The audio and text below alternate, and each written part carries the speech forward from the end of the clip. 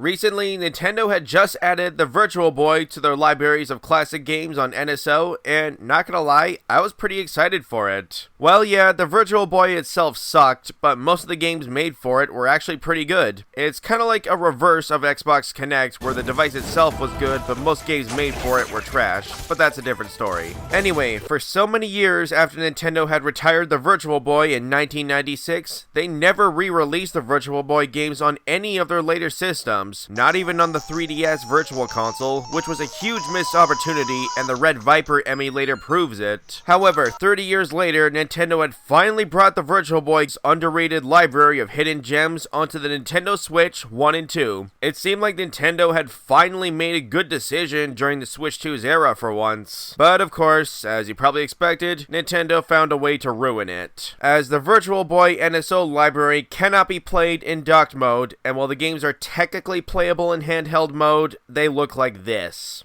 Yeah, unless you want to play Wario Land in awkward microscopic mode, there's not much point. If it wasn't obvious enough, Nintendo designed the NSO Virtual Boy games this way on purpose to encourage people to buy their overpriced Virtual Boy headset accessory in order to see the games properly, and it has the exact same terrible design as the original Virtual Boy, which was basically Nintendo's biggest failure in their company's history, and now it looks like they've just repeated their biggest mistake. I think we all remember what the nerd had to say, right? Why isn't there a head strap? This must be one of the worst designs for any invention in history. It's basically a pair of goggles on a stand. You could barely find a comfortable way to play this big red ugly piece of shit at home, let alone bring it somewhere. Now, I get that Nintendo wanted to make it 100% accurate for the nostalgia factor and to give the quote-unquote authentic Virtual Boy experience, but we all know that authentic experience sucks, and I highly doubt anybody was ever unironically or genuinely nostalgic for a hardly portable, overpriced, badly designed, gimmicky dud that causes eye strain, headaches, and seizures, and was retired less than a year after release. You'd think after 30 years they'd at least add a head strap, but nope. And the worst part, Nintendo is charging $110 for what's basically just a plastic shell that you put your Switch inside and look through the lenses. It doesn't even have any electronic components that plug in or connect to the Switch in any way.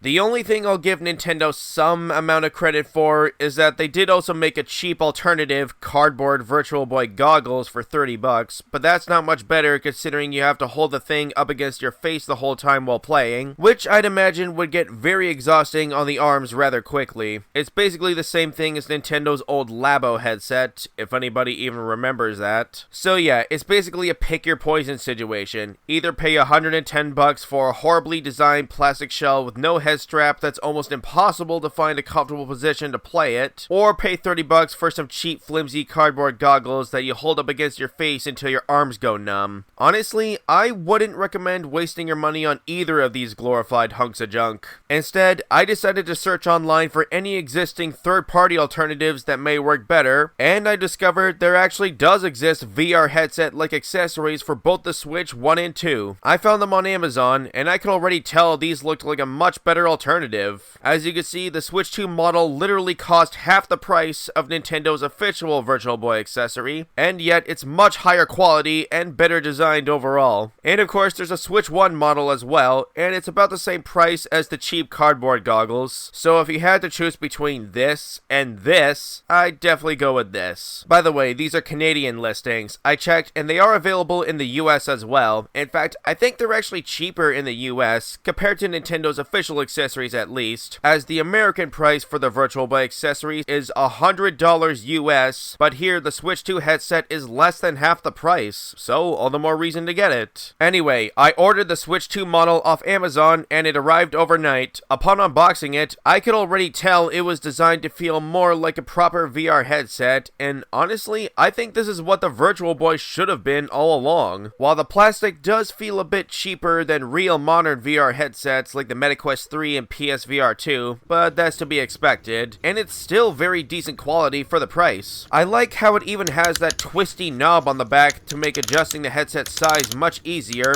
and its facial padding is fairly soft and fits comfortably enough on the face. It's definitely much more comfortable than the Virtual Boy without question. The installation is quite simple, just slip your Switch 2 in the front slot and secure it with a Velcro strap on the top. It actually fits very securely, mainly because of the little plastic nub in the middle that fits in the Switch 2's USB-C port on the bottom. Not sure if you can see it, but it's definitely there. Anyway, you strap the thing on your head, fasten the tightening knob until it fits nice and securely enough on your face, make sure its position is well adjusted, and you're good to go. Now, unfortunately, I can't record the actual gameplay, so it's kinda hard to show my raw gameplay experience with this thing. Best I can do is position the camera close to the eye lenses to give a good idea of what the Virtual Boy games look like while wearing it. You might not be able to see it very well in this footage, but I can confidently say that the Virtual Boy games look amazing viewed through this thing. Although I did need to adjust the IDP and lenses a fair bit before I got them to align in just the right position to see the games clearly. For best results, I'd recommend increasing the screen size all the way up and adjusting the IDP all the way to -20 on the left. Though everyone has different eyesight, so I can't guarantee these settings will work for everyone like it did for me. Anyway, I played all of the Virtual Boy games currently available at NSL at the moment, and it was a decently fun experience for the most part. As I kind of expected, I think the game I had the most fun with was Telro Boxer, which I consider to be the definitive Virtual Boy game. Don't get me wrong, Wario Land is still one of the best games in the VB library, though Telro Boxer definitely took better advantage of the Virtual Boy's 3D technology, and its first-person view felt closer to an old-school virtual reality-like experience. And of course, the game itself feels kinda like a successor to the classic Punch-Out. Anybody who's played Telro Boxer knows what I'm talking about.